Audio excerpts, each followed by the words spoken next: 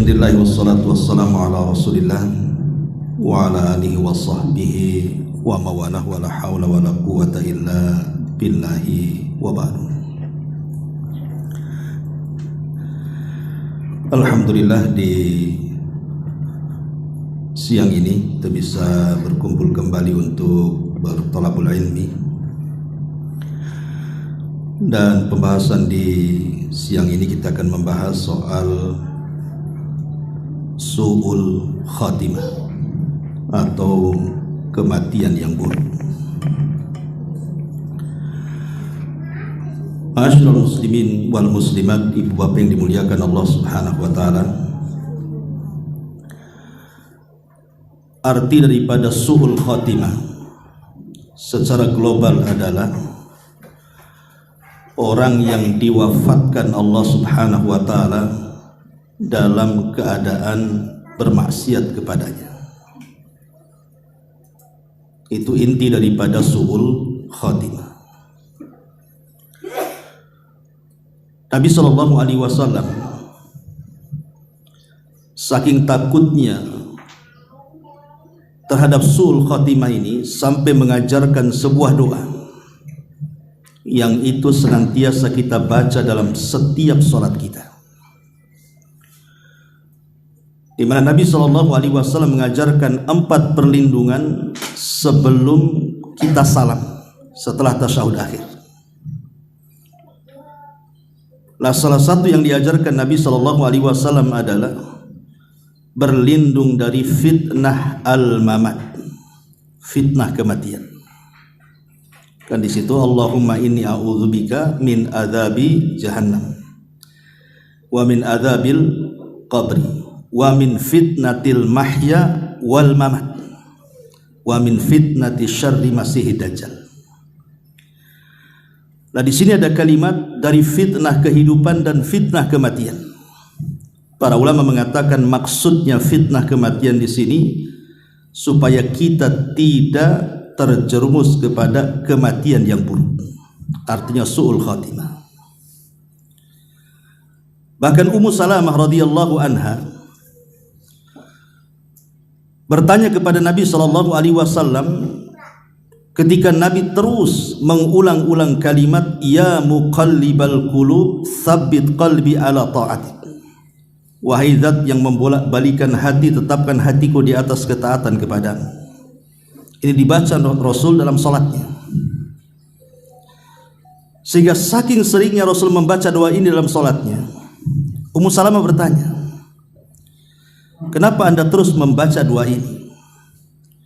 Maka Nabi SAW mengatakan, ya Ummu Salamah, sesungguhnya hati manusia itu berada dalam genggaman Allah.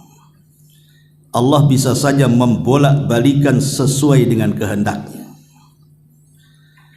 Karena betapa banyak orang-orang yang awalnya istiqomah akhirnya pula futur. Dan itu banyak sekali. Nanti saya kisahkan beberapa kisah dari zaman dulu sampai di zaman Nabi, sampai kisah-kisah nyata. Bagaimana kisah-kisah ini menginspirasi kita akan takutnya su'ul khatimah ini. Ma'asyiral muslimin yang dimuliakan Allah Subhanahu wa taala. Dahulu di zaman Nabi SAW, hadis ini dikeluarkan Imam Bukhari dalam kitab Al-Jihad. Jadi dalam sebuah peperangan dan riwayat perang Uhud, dan kita tahu perang Uhud ini perang kekalahan kaum muslimin. Di Badar kaum muslimin menang, di Uhud pula kalah. Jadi dalam perang Uhud ini ada seorang sahabat yang dikenal oleh sahabat-sahabat yang lainnya kayaknya susah seperti dia, karena dia banyak membunuh musuhnya dengan tombaknya. Akhirnya kemudian Allah takdirkan dia pun meninggal.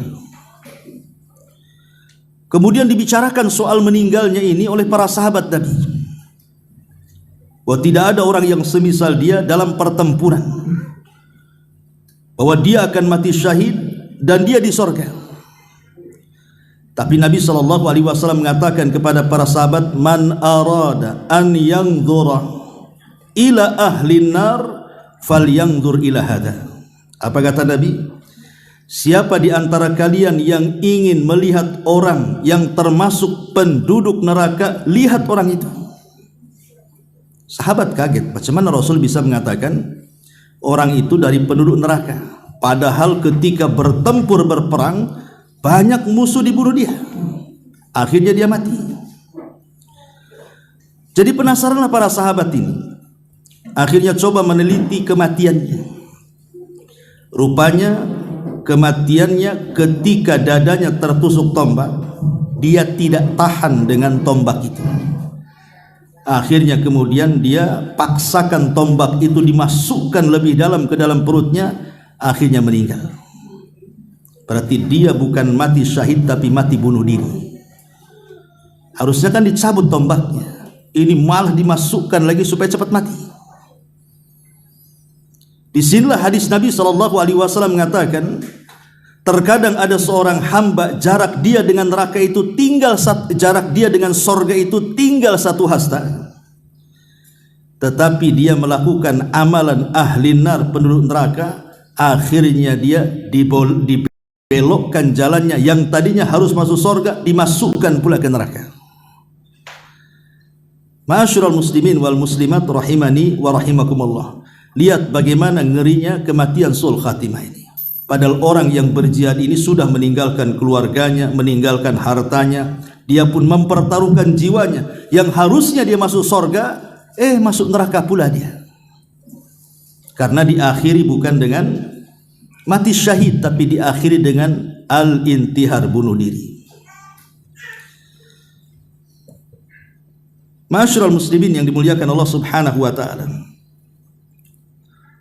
Ibrahim alaihi salatu wassalam, Nabi Allah Ibrahim alaihi salatu wassalam, ketika menjelang ajalnya, Allah Subhanahu wa taala berfirman kepadanya, "Kaifa wajadtal mauta ya Ibrahim?"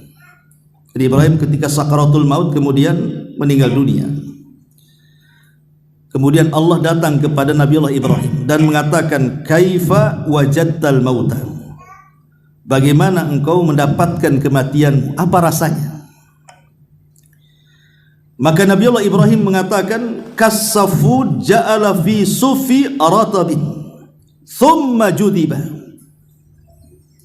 Kata Nabi Allah Ibrahim alaihi salatu wassalam, kematianku adalah seperti serulit yang dipendamkan kepada bulu-bulu kambing wol, kemudian disiram air, kemudian dicabut dengan paksa, apa enggak rontok tuh bulu-bulu kambing itu.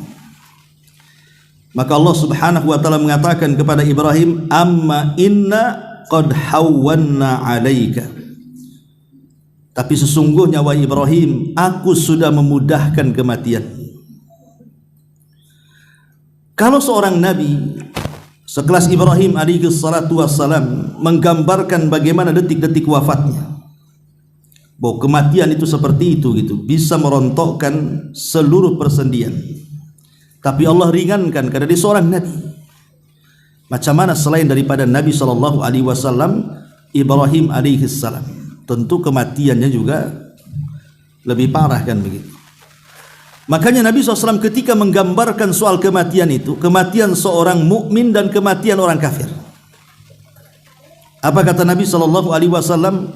Adapun kematian seorang mukmin itu seperti tetesan terakhir air yang keluar dari mulut teko. Artinya berjalan dengan pelan tetapi pasti, ruh itu akan keluar. Tetapi kematian seorang kafir, kata Rasul, seperti tadi yang digambarkan Nabi Ibrahim, seperti pisau berbentuk cerulit dipendamkan ke bulu-bulu kambing wol, kemudian bulu disiram, kemudian dicabut dengan cara paksa, akhirnya merontokkan kulit-kulitnya, merontokkan seluruh persendiannya, dan dia pun kesakitan yang luar biasa. Kalau kita tahu bahwa hakikat kematian seperti itu, berarti inilah hakikat kematian su'ul khatimah.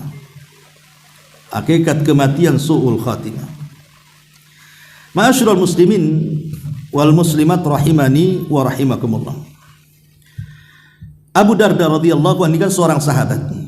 Abu Darda seorang sahabat Nabi SAW yang ketika Rasul hijrah dipersaudarakan dengan Salman Al-Farisi. Abu Darda ini ketika menjelang wafatnya, kemudian ditanya kepadanya, karena dia menangis masalahnya saat detik wafatnya itu menangis. Dikatakan kepada Abu Darda, bukankah engkau adalah sahabat Nabi Sallallahu Alaihi Wasallam? Artinya apa yang harus ditangisi? Engkau ini sahabat Nabi, tidak perlu risau lagi gitu kan. Tetapi Abu Darda radhiyallahu an mengatakan, aku menangis karena aku takut Allah mengakhiri hidupku dengan su'ul khatimah. Itu sekelas Abu Darda tuh, yang merupakan sahabat Nabi Sallallahu Alaihi Wasallam saja takut kalau kematiannya itu diakhiri dengan kematian yang buruk. Harusnya ini yang ada pada diri kita, bukan sekelas Abu Darda, seorang sahabat Rasul yang sudah dijamin masuk surga kan. Makanya Sufyan Ats-Tsauri rahimahullahu taala juga sama, seorang tabi'in. Ketika detik-detik wafatnya dikatakan kepada Sufyan, ya Aba Abdillah, ini kunyah daripada beliau, amin kathratiz dzunub, apakah engkau menangis karena banyak dosa? Maka Sufyan Ats-Tsauri mengatakan, la, bukan itu, walakin akhafu an uslabal iman qablal mauti. Aku menangis bukan karena aku takut banyak dosa, bukan, tapi aku menangis kalau seandainya saat dicabut nyawaku hilanglah iman pada dadaku, katanya. Artinya kalau sudah itu kan su'ul khotimah jadinya. Lah, inilah kisah-kisah ya ulama-ulama salaf kan, ataupun para sahabat Nabi Sallallahu Alaihi Wasallam yang takut dengan kematian yang buruk itu. Karena kematian yang buruk itu sudah menentukan apa yang akan terjadi setelah kematian, baik dalam alam barzah ataupun setelah masuk ke alam akhirat. Sudah dipastikan pasti suram semuanya. Baik, kita akan sedikit menjelaskan tentang beberapa alamat dulu, alamat-alamat tentang su'ul khatimah. Kemudian yang kedua kita bicara tentang sebab-sebab su'ul khatimah, dan yang terakhir kita bicara soal kisah-kisah su'ul khatimah. Inilah pembahasan kita, 3 poin ini, mudah-mudahan cukup waktunya. Yang pertama, di antara sebab-sebab orang itu mati di atas mati yang buruk adalah fasadul akidati, rusak akidahnya, rusak akidahnya.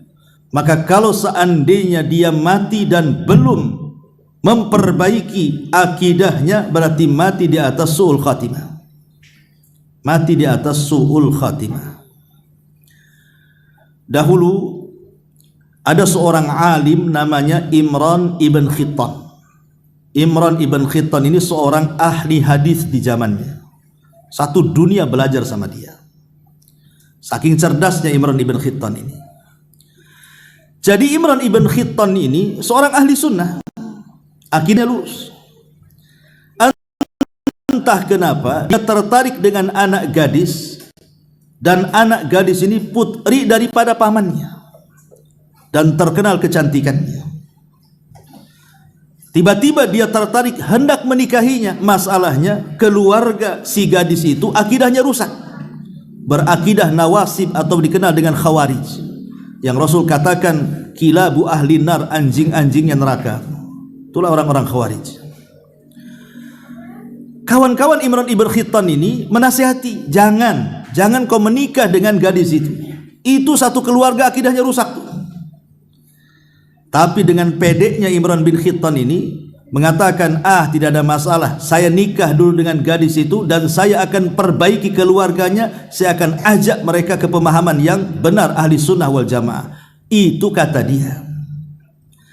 Akhirnya karena dia ngotot, menikah pula dia dengan gadis pujaannya itu.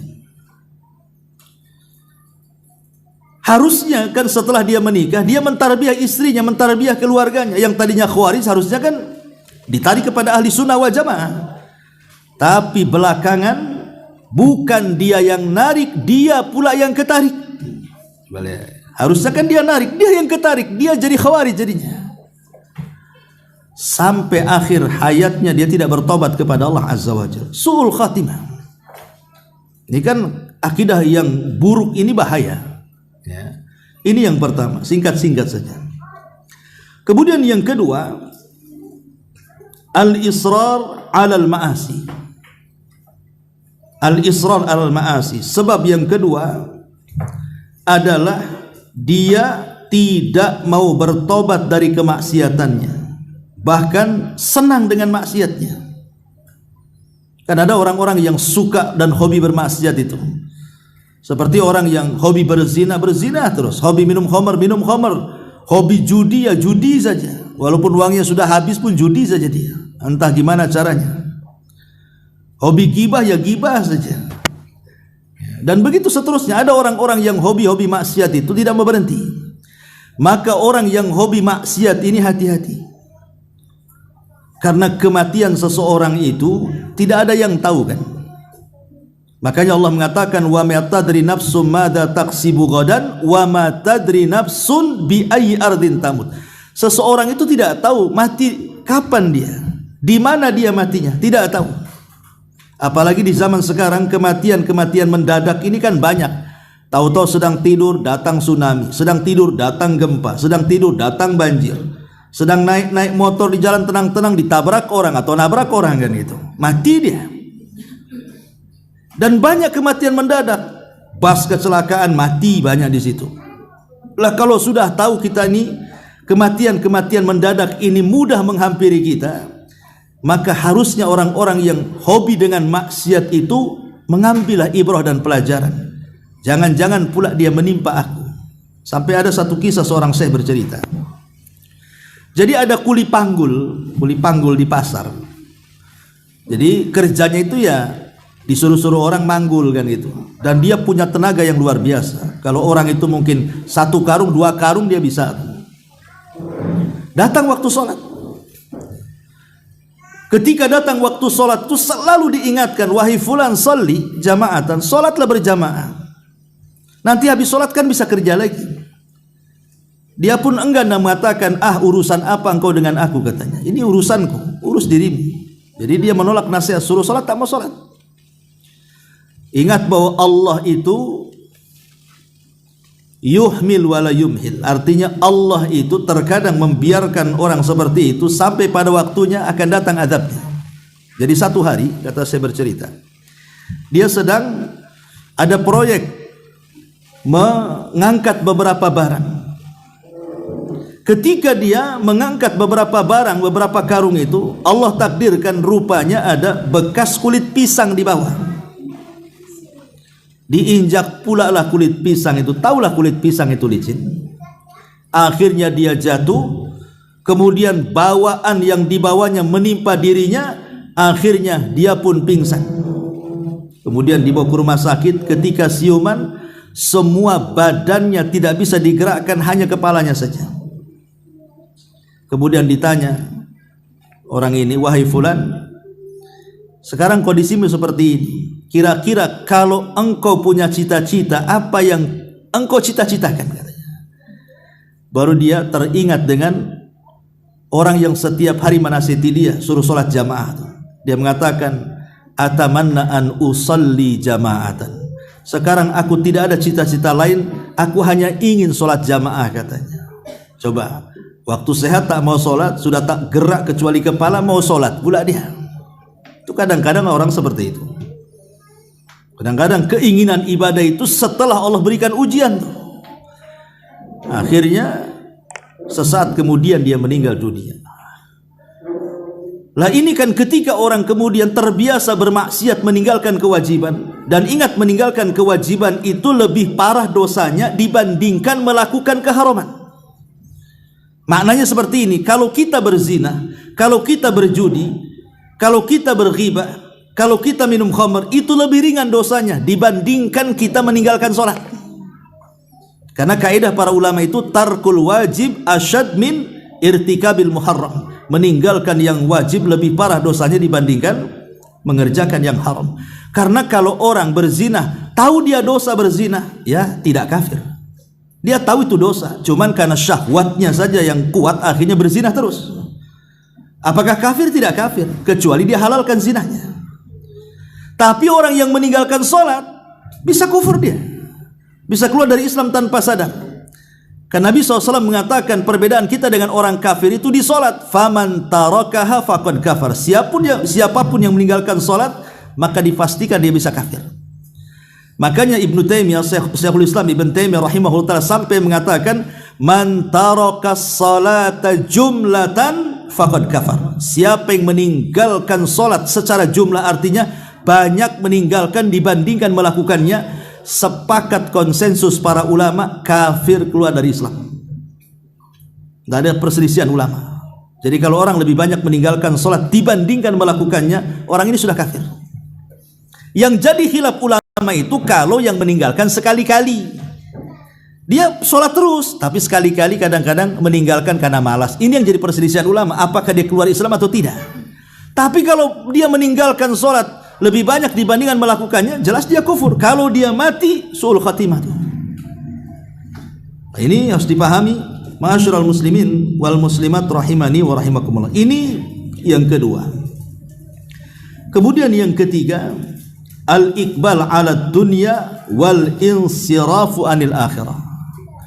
Terlampau mengejar dunia dan berpaling dari akhirat. Terlampau mengejar dunia dan berpaling dari akhirat. Sekarang apa yang dikejar di dunia itu sebenarnya sih? Hakikat dunia itu kan at-tajmi' wa tafriq. Kita kumpul sudah banyak, kita pula tinggalkan dunia itu. Itu hakikat dunia kan seperti itu. Kita kumpulkan dari muda, kita cari uang, akhirnya bisa beli tanah, bisa beli rumah, bisa beli kendaraan, uangnya pun bermiliar-miliar terkadang di ATM dia. Kalau seandainya dia mau duduk beribadah, uang itu tidak akan habis 7 turunan sebenarnya. Tapi terkadang namanya dunia itu kan menjadikan tulul amal. Terkadang lupa diri.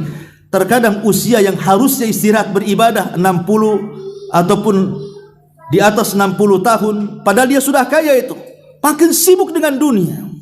Kan lihat orang seperti itu kan. Orang-orang yang sudah sukses di usia tua, bukannya istirahat itu malah mengembangkan usahanya malah. Dikembangkan lagi usahanya. Di tempat sana, di tempat si daerah sana. Akhirnya disibukkan di masa tuanya bukan beribadah, masih ngitung saja kekayaan dia. Jama'a malan wa addada yahsabu anna malahu akhlada.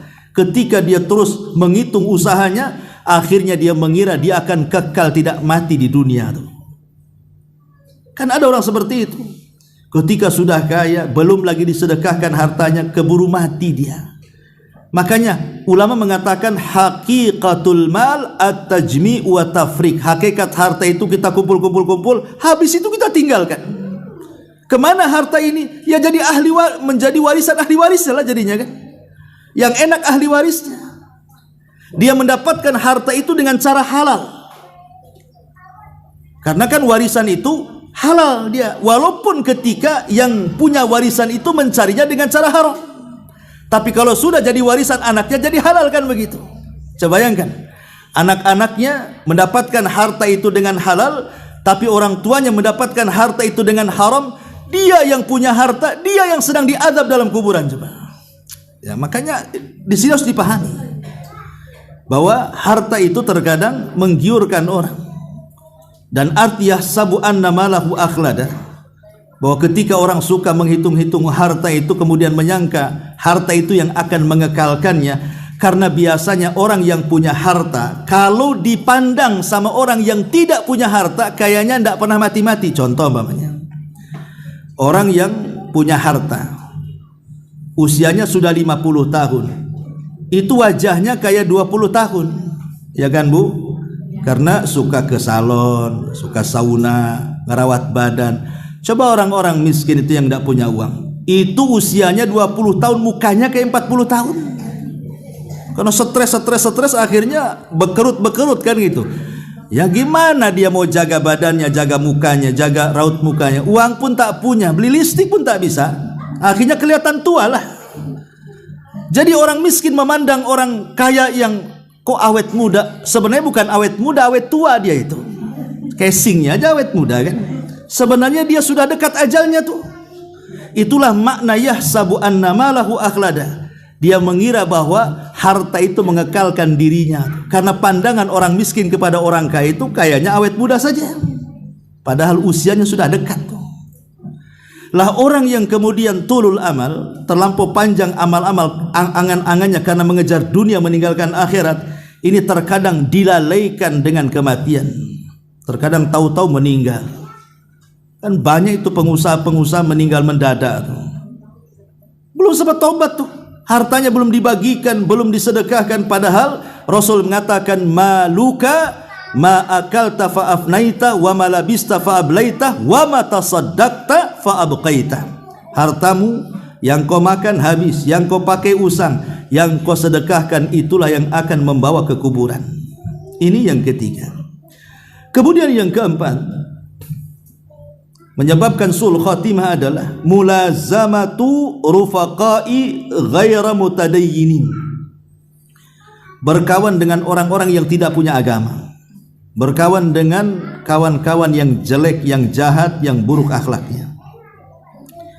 Dahulu di zaman Rasul ada orang musyrik namanya Uqbah bin Abi Mu'aid. Orang musyrik, dia terkenal ahli syair. Uqbah bin Abi Mu'aid ini. Ketika Nabi SAW baru saja diutus menjadi nabi, Nabi SAW suka membacakan Al-Quran, dan kita tahu bahwa Al-Quran ini diturunkan ketika orang Arab di atas puncak-puncaknya berbangga dengan bahasa. Banyak pujangga-pujangga muncul di zaman itu. Quran turun di situ untuk mematahkan para syu'ara ahli syair, bahwa bahasa Quran itu lebih tinggi dibandingkan para penyair. Ya. Jadi ketika Rasul membacakan Quran, ini Uqbah bin Abi Mu'aid, karena dia seorang penyair, dia suka, disangkanya Rasul itu sedang menyair padahal sedang baca Quran tuh. Karena tata bahasa yang tidak bisa dirangkai siapapun, ya itu wahyu dari Allah. Lama-lama senanglah Uqbah ini bin Abi Mu'aid kepada Nabi. Akhirnya jadi gandrung gitu ya. Jadi idolanya.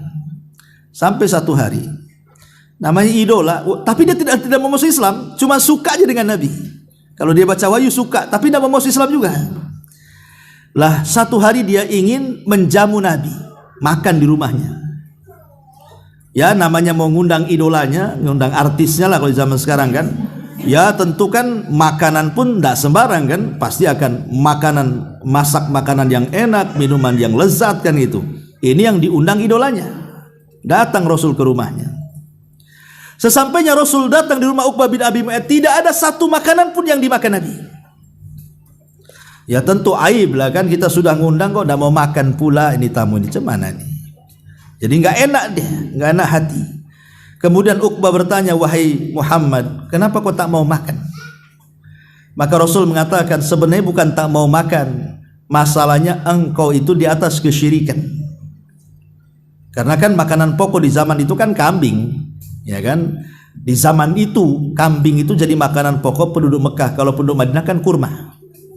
Makanya kenapa kambing di Mekah itu diberkahi dan kurma di Madinah itu diberkahi.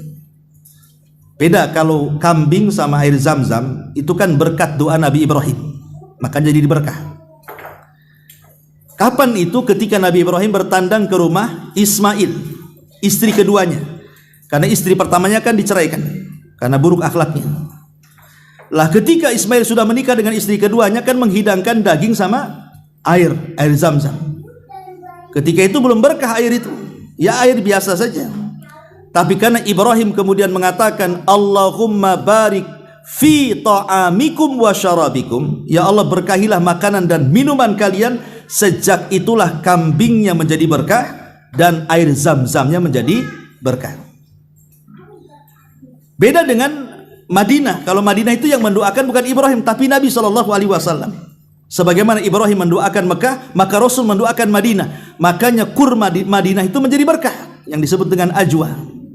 Itulah bedanya, kalau di Madinah menang di kurmanya, kalau di Mekah menang di kambing sama di Zam-Zamnya. Makanya antum ketika umroh kemarin, yang sudah umroh ya kan, walaupun makan kambing pagi, siang, sore nggak ada masalah di Mekah itu. Jangan makan kambing yang dipelihara di Temiang. Coba saja kalau pagi kambing Temiang, sore kambing Temiang, besok 1 bulan itu kita yang ke Temiang tuh. Itu kan masalah tuh. Lah karena tidak berkah kan ya. Ya makanan biasa saja di sini semua juga bisa mendatangkan penyakit kan itu. Tapi karena di sana berkah, yang makan kambing orang Arab biasa saja. Karena memang diberkahi di sana. Sebagaimana juga kurmanya. Ya. Taib, singkat cerita, ma'asyiral muslimin wal muslimat rahimani wa rahimakumullah. Jadi Nabi SAW tidak mau makan di rumah Uqbah bin Abi Mu'ayth itu. Alasannya karena di atas kesyirikan. Jadi kata Uqbah itu, ya sudah, gimana caranya biar kau makan? Karena bagi orang Arab itu aib kalau tamu masuk kok tak makan. Karena termasuk adat baik jahiliyah itu adalah menjamu tamu. Orang Arab jahiliyah, sejahiliyah-jahiliyahnya orang jahiliyah itu, kalau soal jamu tamu nomor satu. Pokoknya dikeluarkan makanan tuh. Kita ini sudah lewat jahiliyah. Saya bertamu pula lah pakai botol aqua. Tak ada lah makanan di sana. Terbalik kita ini. Kita udah nggak jahiliyah padahal kan. Nggak ada kita ini. Paling toples itu pun bekas lebaran di Idul Fitri itu. Ya. Jadi intinya bahwa kata Rasul, kalau aku ingin makan dari makananmu, bersyahadatlah katanya. Terpaksalah bersyahadat. Bukan ingin masuk Islam, enggak. Jadi syahadatnya itu supaya Nabi mau makan ceritanya. Bersyahadat ya asyhadu an la ilaha illallah wa asyhadu anna Muhammad Rasul. Baru Nabi mau makan. Enggak kepikiran dia masuk Islam enggak ya. Cuman biar Nabi makan saja, makanya dia mengucapkan syahadat tuh. Rupanya syahadatnya Uqbah ini kedengaran sama kawannya. Namanya Umayyah ibn Khalaf. Umayyah ibn Khalaf ini sama tokohnya dengan Abu Jahal juga tuh. Satu tokoh juga ya, orang-orang besar di zaman itu. Lah Umayyah bin Khalaf dengan Uqbah ini CS-nya. Ya, kawan dekatnya. Marah Umayyah ini. Didatangilah Uqbah ini dan mengatakan, ya Uqbah, aku dengar engkau sudah kesurupan dengan agama Muhammad ya. Kata Uqbah, enggak katanya. Ya, tapi aku dengar engkau sudah bersyahadat. Kemudian dijelaskan baik-baik sama Uqbah ini. Wahai Umayyah, aku bersyahadat itu bukan karena aku masuk ke agama Muhammad. Tidak. Supaya dia mau makan di rumah, itu saja. Tapi Umayyah ini tidak percaya. Sampai kemudian Uqbah memastikan, mengatakan, bagaimana caranya supaya kau yakin aku tidak masuk agama dia? Kata Umayyah, pokoknya aku tidak akan mempercayai kamu sampai kau buktikan dengan cara apa? Hinakan Muhammad dengan caramu. Kalau aku tahu kau menghinakan dia dan aku melihat atau mendengar, baru aku yakin kau kawan dekatku, kata. Kalau tidak, jangan pernah berkawan lagi denganku, kata. Subhanallah. Padahal kan Uqbah ini sudah dapat hidayah, walaupun sebenarnya bukan ingin masuk Islam, tapi kan dengan mengucap dua syahadat dohirnya kan masuk Islam. Sampai satu hari Abu Jahal ini sedang duduk-duduk bersama para pemuda Quraisy di dekat Ka'bah. Dan Nabi kebiasaannya kan biasanya sholat dua waktu. Sebelum ada sholat 5 waktu itu Rasul selalu melaksanakan sholat 2 waktu. Cuma 2 rakaat saja, 2 rakaat pagi dan 2 rakaat petang. Baru setelah peristiwa Isra Mi'raj ada sholat namanya sholat 5 waktu yang kita kenal tuh. Tapi sebelum ada peristiwa Isra Mi'raj itu sholat Rasul itu cuma 2 rakaat pagi dan petang saja. Jadi Abu Jahal mengatakan, sebentar lagi nih Muhammad kalau jam-jam segini nih dia pasti datang sholat depan Ka'bah. Kemudian Abu Jahal mengatakan, man arada minkum an tadhu'a salah jazuri fulanin falahu kadza wa kadza. Siapa di antara kalian yang ingin meletakkan salah jazur itu kotoran unta yang baru disembelih itu, yang masih berdarah-darah itu. Siapa yang mau meletakkan salah jazur kotoran unta yang masih berdarah di pundak si Muhammad itu ketika dia sujud saat sholat, maka dia akan dapat ini dan itu, katanya. Dihadiahi oleh Abu Jahal. Uqbah ini kesempatan dia. Kenapa? Dia kan ingin membuktikan kepada Umayyah kawannya kalau dia masih setia kawan. Ini ada kesempatan menghina Nabi atas suruhan Abu Jahal. Ya kan? Langsung dia bangkit dan mengatakan apa? Saya, katanya, saya akan lakukan. Jadi lihat bagaimana perkawanan yang jahat ini. Dia melakukan itu karena apa? Ingin membuktikan perkawanan kan? Dicarinya salah jazur. Allah takdirkan dapat pula tuh salah jazur itu, kotoran unta itu. Ketika Nabi sedang sujud, betul-betul diletakkan di atas pundaknya. Coba bayangkan. Ini kotoran unta beda dengan kotoran kambing. Kotoran kambing tak banyak, kotoran unta gede, banyak kan gitu. Sampai penuh punggung Rasul dengan kotoran unta itu. Datanglah Fatimah. Fatimah masih kecil ketika itu, belum balik, ya. Melihat ayahnya dihinakan, marah dia. Akhirnya dibersihkanlah, Rasul sedang sujud. Setelah kemudian bersih, Nabi SAW kemudian menyingkat sholatnya. Selepas salam, Fatimah langsung mengatakan, ya abi ud'u ila haula, ud'u ala haula, wahai abi, doakan keburukan bagi mereka, katanya. Masih kecil padahal ngomong begitu, ya, doakan keburukan kepada mereka. Dan ini menunjukkan keberanian Fatimah. Kata Nabi, baru kemudian Rasul mendoakan laknat kepada orang-orang yang di situ, termasuk Abu Jahal, termasuk Umayyah, termasuk juga Uqbah. Didoakan laknat sama Nabi. Subhanallah. Ketika terjadi perang Badar, semua yang didoakan laknat Rasul, semua dihinakan di perang Badar, mati semuanya, termasuk Uqbah. Dia tertangkap menjadi tawanan, kemudian disalib dan mati dalam tiang saliban, dan dialah orang yang pertama disalib dalam Islam karena menghina Nabi SAW. Uqbah bin Abi Mu'ayth mati di atas kekafiran. Inilah makanya buruknya apa? Teman-teman yang buruk itu menyeret kita. Ini di antara sebab su'ul khatimah. Kemudian juga di antara sebab su'ul khatimah adalah at-taswifu bitaubah. Taswif itu dari kalimat saufa. Dalam bahasa Arabnya saufa itu mungkin bahasa kitanya nanti. Kapan lo tobat? Nanti habis haji, ya kan? Habis haji tak tobat juga. Kapan mau tobat? Nantilah pulang umroh. Habis umroh tak tobat juga. Kapan mau tobat? Tunggulah 50 tahun. Saya kan masih muda, ya, masih 49 tahun, kurang setahun katanya. Nah, tunggulah 50 tahun. Habis 50 tahun tak tobat juga. Itulah orang yang suka menyanyikan nanti itu. Ingat bahwa kalimat nanti, saufa itu dalam bahasa Arabnya itu kalimat yang bahaya, karena kalimat itulah yang menyeret kita kepada su'ul khatimah. Kalau ditanya kapan mau tobat, nanti, kapan, sampai mati dia bilang nanti. Nah, ini juga diantara hal yang bisa mengakhirkan tobat, akhirnya su'ul khatimah. Kemudian juga diantaranya para ulama mengatakan ta'alluqul qalbi bi ghairillah. Hatinya senantiasa tertambat kepada selain Allah. Tertambat kepada selain Allah tidak mesti harus ke berhala, tidak. Karena berhala di zaman sekarang sudah modern. Kalau di zaman Nabi Nuh itu kan Yaghus, Ya'uq, Nasr, itu nama-nama berhalanya kan. Kalau di zamannya Nabi Ibrahim, matahari, bulan. Di zaman Rasul ada Lata, Uzza, Manat, Hubal, itu berhala-berhala kan. Kalau sekarang kan tidak ada berhala-berhala kayak gitu.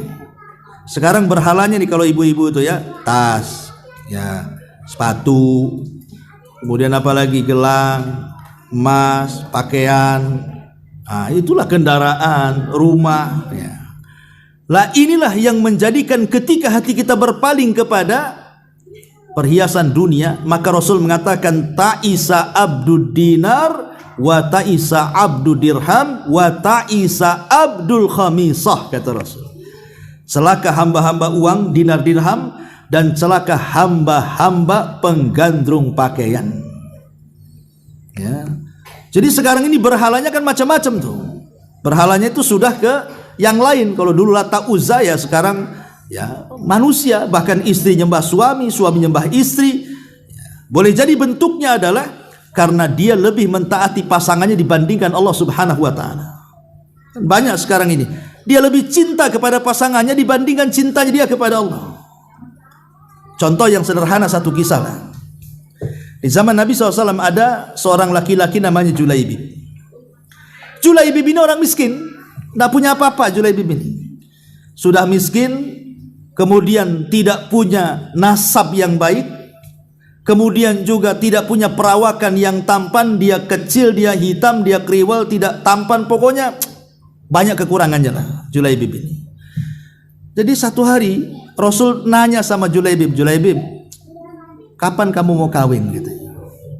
Marah Julaibib sama Nabi. Rasul, bukan aku tak mau kawin, wanita mana yang mau dengan Julaibib, katanya.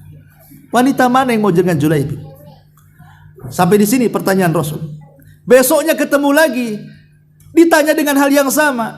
Kapan kamu kawin? Makin marah Julaibib ini. Rasul, sudah kukatakan wanita mana yang mau dengan aku, katanya. Sampai 3 kali Akhirnya ditinggalkan Nabi. Ketika dia mau meninggalkan Nabi, langsung oleh Nabi dipanggil, tunggu dulu sini, katanya. Betul nih, saya serius. Kau menikah? Dia mengatakan, ya mau Rasul, tapi wanita mana yang mau dengan aku? Begini, kau datang ke tengah-tengah kampung orang Ansor itu. Di situ ada rumah gang sekian, nomor sekian, RT sekian, RW sekian. Mungkin ya kalau sekarang lah kan itu. Kau ketuk rumahnya. Nanti kalau sudah dibuka langsung ngomong, aku utusan Rasul, nikahkan putrimu denganku. Kan enak tuh. Rasul selalu ngomong itu. Berangkat Julaibib ini ke rumah yang dituju. Diketuklah rumah tuh. Akhirnya yang buka rupanya laki-laki. Kaget. Ngapain lo Julaibib di sini? Ya. Aku utusan Nabi, kata Julaibib. Kata Nabi, serahkan putrimu, nikahkan dengan aku. Apa enggak terperanjat-peranjat bapaknya? Kok datang-datang minta dinikahi kan? Oh, tunggu dulu gitu ya. Saya akan ngomong dulu dengan istri saya. Dipanggil istrinya. Kemudian suaminya ngomong, Bu, ada Julaibib. Katanya dia utusan Nabi. Dia ngomong nikahkan putri kita dengan dia.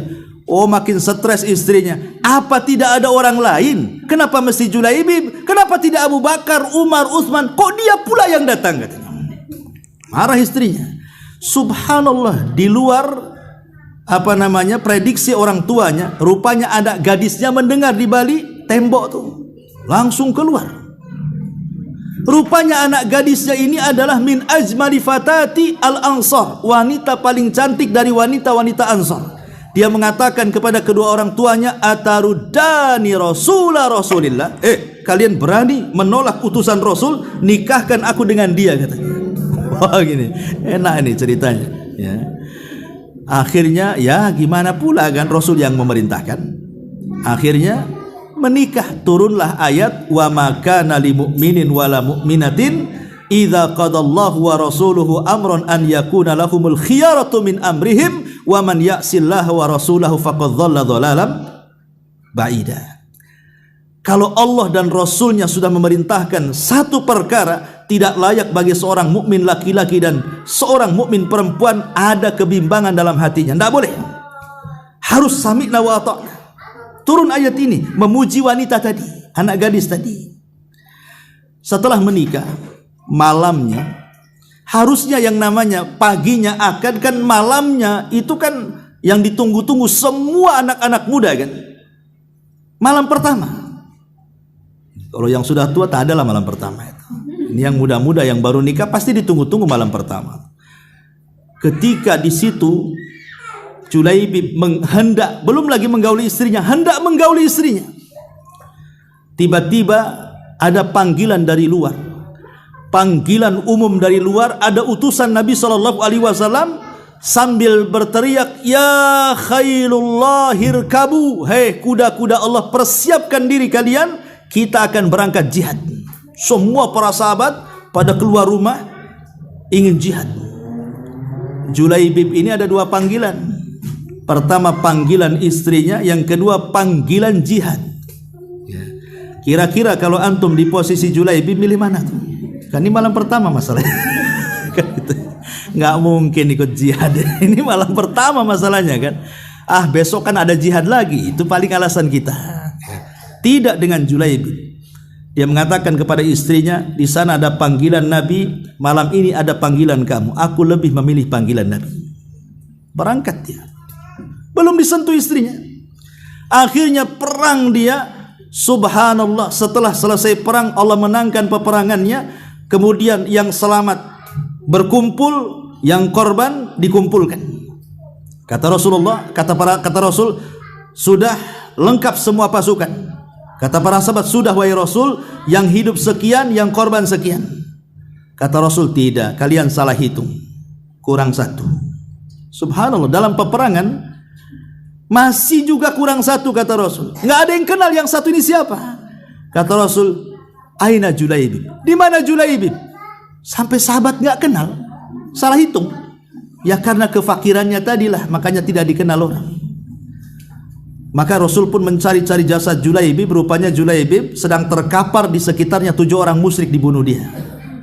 Maka Rasul mengambil jasad Julaibib, meletakkan di pahanya, kemudian mengatakan, ya Julaibib, ana minka wa anta minni. Aku bagian darimu dan engkau bagian daripada aku.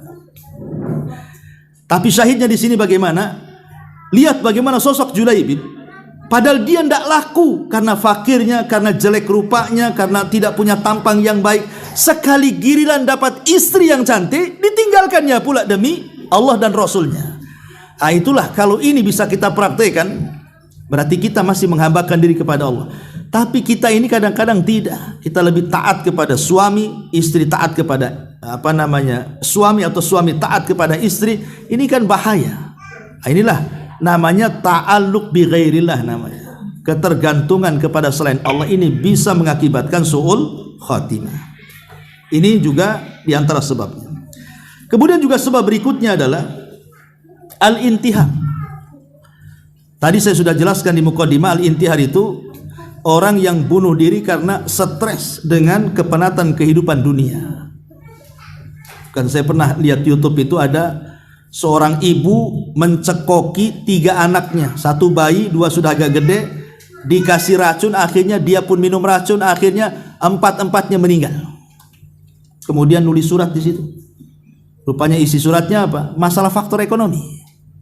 Karena tidak tahan merawat anaknya karena sudah cerai dengan suaminya, akhirnya dibunuh semua, dia pun akhirnya bunuh diri.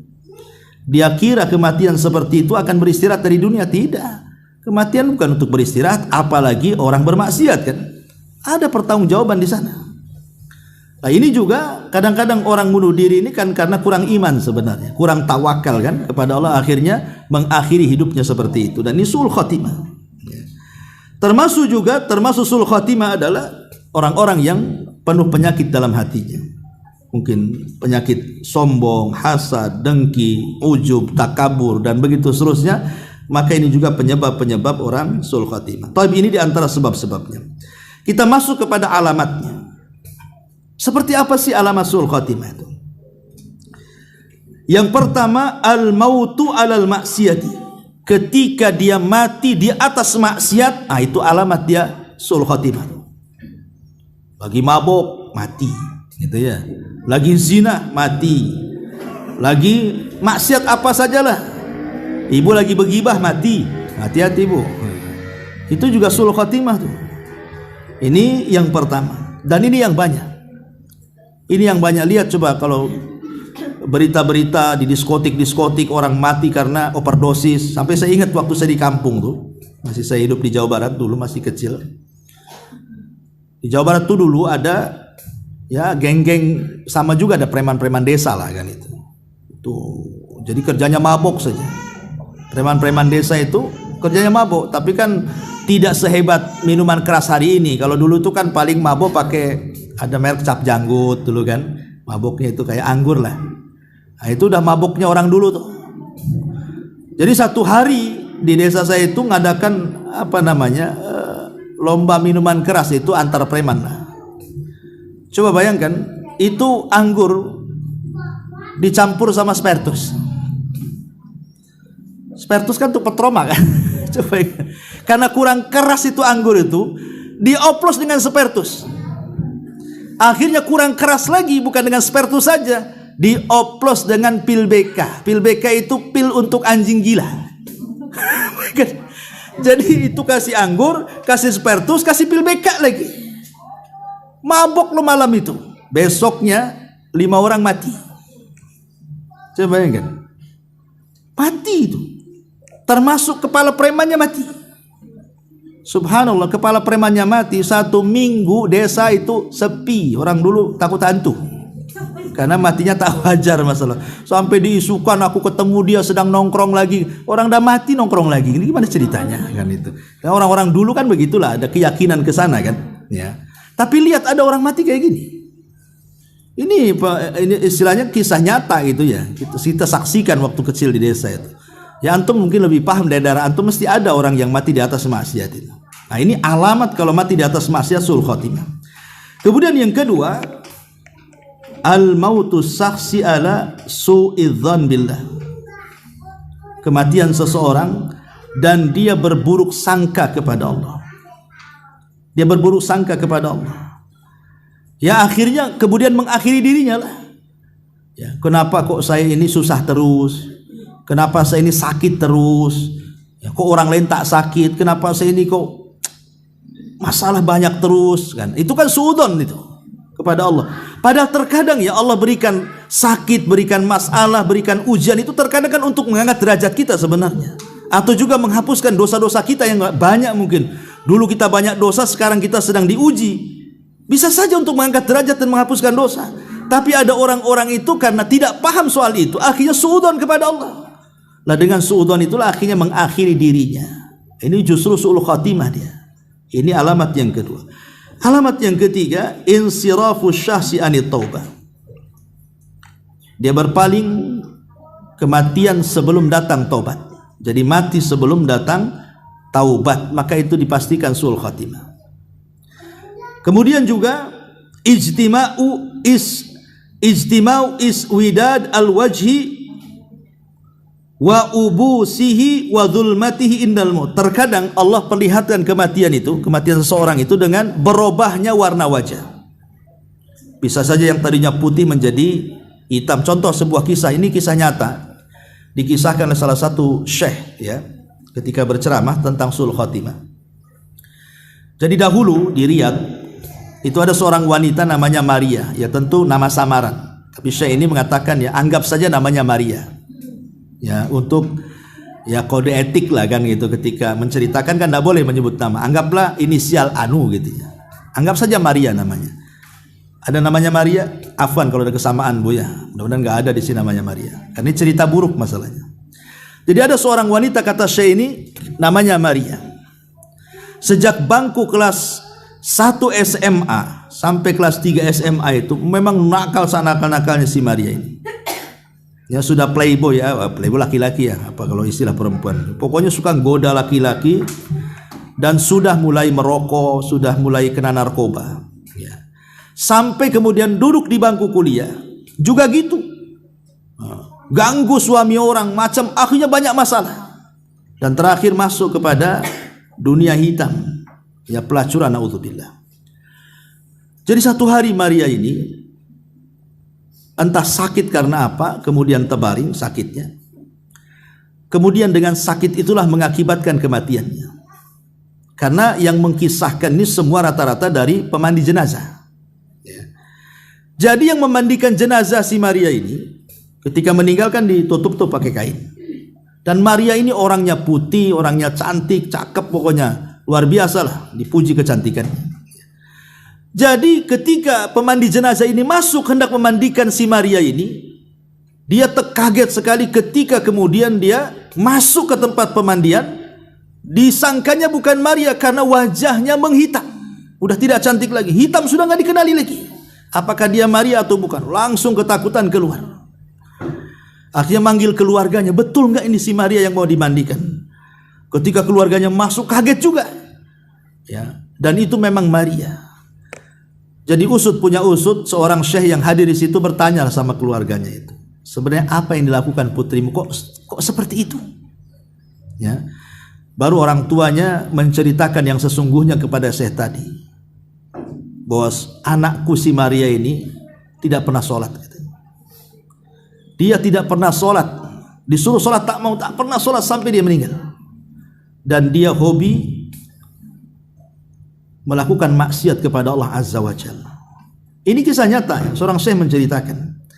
Lah terkadang ikhwatu fiddin kita bisa melihat kematian itu boleh jadi mungkin dengan bau busuk yang keluar, atau mungkin badan yang berubah. Sampai ada satu kisah itu orang yang dimasukkan ke liang lahat, itu lehernya, kepalanya dihadapkan. Kalau mayat itu kan kalau dimasukkan liang lahat kan diarahkan ke kiblat tuh, dimiringkan ke lambung kemudian diarahkan ke kiblat.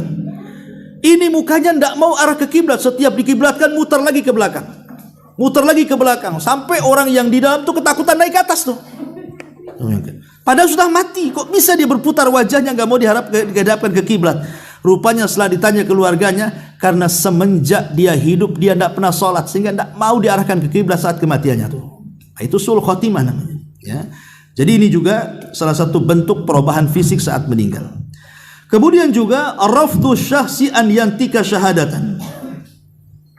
Terkadang saat detik-detik kematian, ada orang kalau ditalkin dengan 2 kalimat syahadat itu atau dengan kalimat syahadat la ilaha illallah itu tak mau. Dan itu banyak diceritakan. Ya, bahkan Imam Ibnul Qayyim itu banyak menceritakan kisah-kisah di zamannya. Bagaimana kematian sul khatimah itu. Sampai dia menceritakan tentang orang yang hobi main catur. Di zaman Ibnul Qayyim sudah ada orang main catur itu.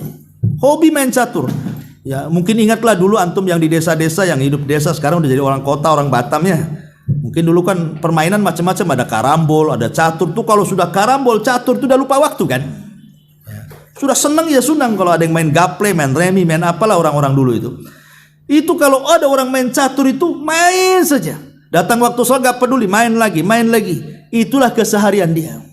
Sampai pada waktunya datang penyakit dan sakitnya mengantarkan dia kepada kematiannya. Lah Imam Ibnul Qayyim menceritakan orang ini. Apa kata Imam Ibnul Qayyim? Ketika detik-detik wafatnya tuh didatangkan ulama untuk mentalkin supaya dia mengucap kalimat la ilaha illallah. Qul ya gulam la ilaha illallah. Katakan wahai fulan kalimat la ilaha illallah. Tapi tidak ada yang keluar dari lisannya kecuali kalimat-kalimat satur itu. Qul la ilaha illallah, malah dia mengatakan sekak katanya. Coba bayangkan. Dikatakan la ilaha illallah, sekak, akhirnya sampai kak terakhir mati dia. Coba orang itu kan, kata para ulama, ada istilah orang pikun itu kebiasaannya itu dibawa kepada sebelum pikunnya. Lah orang mati itu juga akan mati dibawa kepada kebiasaan hidupnya. Hati-hati. Makanya kenapa kalau orang pikun kadang-kadang latah ngomong yang jorok-jorok, karena sebelum pikun itu yang diucapkan tuh. Saya pernah mendengar itu ada orang kaget itu yang keluar itu yang jorok-jorok yang keluar itu. Tahap yang disebutkan. Padahal dalam Islam kan banyak dikir-dikir kan, bisa lah dibiasakan kalau kepleset astagfirullah atau alhamdulillah. Ya enggak lah, astagfirullah atau subhanallah. Kan bisa saja kan kita biasakan kalau kepleset kan. Ada orang kalau kepleset itu kagetnya ngomongnya lain itu. Ya. Kalau kepleset itu yang dibilang apa? Jangkrik umpamanya kan. Kok jangkrik pula? Ada apalah kan. Nah, itu kan enggak bagus sih. Kan banyak bahasa-bahasa. Lah orang seperti ini kalau pikun itu yang diucap tuh. Coba saja kalau orang pikun tuh ngomongnya jorok itu karena sebelum pikunnya itu yang diucap. Lah orang meninggal juga sama kata ulama. Orang meninggal itu disesuaikan dengan kebiasaan hidupnya. Kalau hidupnya di atas maksiat, maka meninggalnya di atas maksiat. Kalau hidupnya di atas ketaatan, yang meninggalnya juga di atas ketaatan. Makanya Allah mengatakan, fa amman a'ta wattaqa wa saddaqa bil husna fasanu yassiruhu lil yusra. Wa amman bakhila wastaghna wa kadzdzaba bil husna fasanu yassiruhu lil usra. Di sini ada dua kalimat fasanu yassiruhu lil yusra dan fasanu yassiruhu lil usra. Apa maknanya? Maknanya fasanu yassiruhu, kami akan mudahkan sebagaimana dia sudah mudah. Maksudnya begini, dia sudah mudah sholat 5 waktu, pasti akan dimudahkan untuk sholat sunnah siang. Kalau sudah dimudahkan sholat sunnah siang, pasti akan dimudahkan sholat sunnah malam. Orang itu kan bertahap kebiasaan kan. Orang kalau sudah terbiasa puasa Senin, puasa Ayyamul Bid, dia akan meningkat kepada puasa Kamis, Senin. Kalau sudah Senin Kamis biasa, sudah terbiasa, pasti akan meningkat kepada puasa Daud. Kan begitu orang itu, disesuaikan dengan kebiasaannya. Jadi ibadah itu melahirkan ibadah yang lain. Jadi kalau dia sudah mudah sholat wajib, kemudian beralih kepada sholat sunnah di siang hari, kemudian sholat sunnah di malam hari, Allah mudahkan terus sampai Allah akhiri seperti hidupnya. Jadi dimudahkan ibadah sehingga diakhiri dengan ibadah. Lah sebagaimana ibadah melahirkan ibadah yang lain, maksiat juga sama melahirkan maksiat yang lain. Contoh, orang kalau punya hutang. Nanti bulan depan Pak saya bayar. Oke, sudah bulan depan ditagih, pasti dia akan mulainya kan satu, tidak bayar hutang itu sudah zalim. Tapi dia akan merembet buat dosa lain, berdusta. Ya kan, mulai dusta kan dia. Enggak ada duit nanti aja, padahal ada duit tuh. Mulai berdusta kan. Mulai dari zalim berdusta. Kemudian dari dusta apa lagi? Mulai dia benci dalam hatinya. Tengok dia langsung pergi dia. Makanya orang punya hutang itu stres di malam hari, menghilang di siang hari. Itu memang begitu kaidahnya orang yang punya hutang tuh. Malam stres, siang hilang. Ya dicari-cari orang lah, debt collector nyari dia hilang kan gitu ya. Makanya jangan punya hutang, stres hidupnya. Intinya bahwa maksiat juga melahirkan maksiat yang lain. Ketika maksiat melahirkan satu maksiat melahirkan satu maksiat, akhirnya Allah tutup dengan maksiat yang terakhir. Itulah makna fasanu yassiru lil usratu. Makanya ada orang-orang itu yang dipersulit membaca kalimat la ilaha illallah saat kematiannya. Bahkan ini kisah nyata, ada seorang syekh juga bercerita. Jadi kejadiannya di Arab Saudi juga. Jadi ada anak muda suka berzina. Ya, jadi walaupun orang sana pun ya tidak semua orang Arab bagus, ada juga yang keturunan Abu Jahal kan itu ya. Tidak semua seperti akhlaknya Abu Bakar, ada juga yang jahat-jahat. Ya, mereka juga ada yang berzina juga, naudzubillah. Tapi kan tidak seperti kita. Ya, jelas-jelas ada lokalisasinya, ada offline-nya, ada online-nya, macam-macam lah istilah kita ini. Di sana itu kan terbatas tempat maksiatnya. Tapi Syekh ini bercerita ada anak muda berzina dengan banyak wanita dan dia hafal namanya. Jadi setiap dia berzina dengan si anu dicatat namanya. Berzina si anu dicatat. Sampai entah berapa ratus dia berzina itu karena dia kaya. Sampai Allah takdirkan dia sakit, dengan sakitnya itulah dia akhirnya terakhir hidupnya. Sebab sakitnya mengakhiri hidupnya. Karena dia orang kaya, jadi keluarganya mendatangkan syekh, maksudnya supaya ditalkin dengan kalimat la ilaha illallah. Tapi setiap ditalkin kul ya fulan la ilaha illallah, katakan wahai fulan la ilallah, yang disebut bukan la ilallah tapi wanita yang pernah dizinahinya. Disebut satu-satu, dia hafal pula tuh. Sampai yang terakhir wanita yang dizinahinya baru dia mati. Auzubillah, coba ada kematian kayak gitu. Terbongkar aibnya dan diakhiri kematiannya bukan dengan tauhid tetapi dengan menyebut wanita-wanita yang pernah dizinahinya. Ini sul khotimah namanya. Auzubillah. Baik, kemudian juga di antara tanda-tanda sul khotimah adalah tahawun asy-syakhsi fi ada'il faraid wal wajibat. Ketika seseorang meremehkan hal-hal yang wajib, ya, enggak mau sholat, enggak mau puasa, udah kaya tak mau haji dan begitu seterusnya, kemudian dia meninggal dunia dan tidak dikenal melaksanakan kewajiban-kewajiban itu, maka dipastikan dia su'ul khatimah. Ini juga termasuk juga karahiyatu saksi lil mauti inda ihtidar. Ada orang yang tidak mau mati saat sakaratul maut. Dengan cara apa? Boleh jadi mungkin Allah buat dia koma berbulan-bulan tak mati-mati.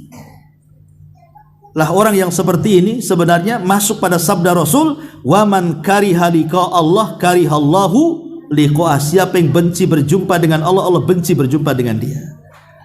Tapi siapa yang cinta berjumpa dengan Allah, Allah cinta pula dengan dia. Apa maknanya? Orang kalau selama di dunia dia investasikan kehidupannya untuk akhirat.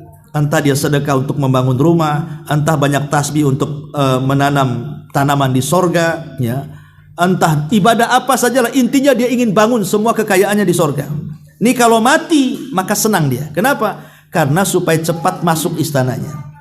Tapi kalau seandainya ketika hidup itu tidak ada yang diinvestasikan di akhirat, semua investasi di dunia, buat rumah, beli tanah, beli kendaraan, pokoknya tidak ada satu pun disedekahkan.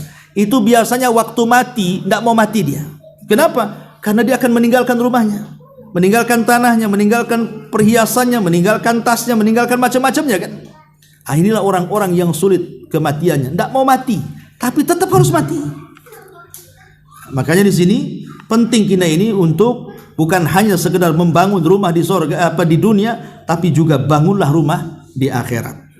Termasuk juga tanda-tanda sul khatimah adalah banyaknya celaan kepada orang yang sudah meninggal.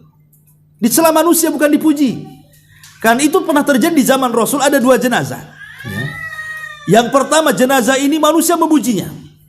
Yang kedua jenazah ini manusia mencacinya. Maka dua-duanya Rasul mengatakan wajabat katanya. Sahabat bertanya, apa makna wajabat ya Rasulullah? Maka Rasul mengatakan, adapun jenazah yang pertama dipuji banyak manusia, wajabat lahul jannah, maka dipastikan masuk surga. Adapun jenazah yang kedua dicaci maki orang ini, wajabat lahun nar, maka dipastikan dia masuk neraka. Ya, ya. Makanya jadi orang baik. Kalau orang baik itu pasti akan dikenang kebaikannya. Ya, tapi biasanya orang baik itu tak lama itu hidupnya, cepat mati biasanya. Makanya ada orang, iyalah memang orang baik itu cepat mati. Itu usianya baru 30, baik kali orang yang mati. Itu si anu udah 70 tahun kurang ngajar nggak mati-mati kan.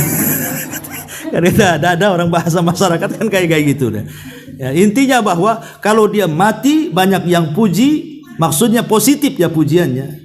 Dipuji karena mungkin dia ahli sholat, ahli sedekah, pokoknya adalah yang dipuji dari ibadahnya, maka Rasul mengatakan wajabat lahul jannah. Tapi kalau ada orang yang dicaci maki karena kejelekannya, mungkin di dunianya dia tukang maling, dia korupsi, dia apa, akhirnya semua orang mencaci gara-gara maksiatnya. Ini kata Rasul wajabat lahun nar, dipastikan dia masuk neraka.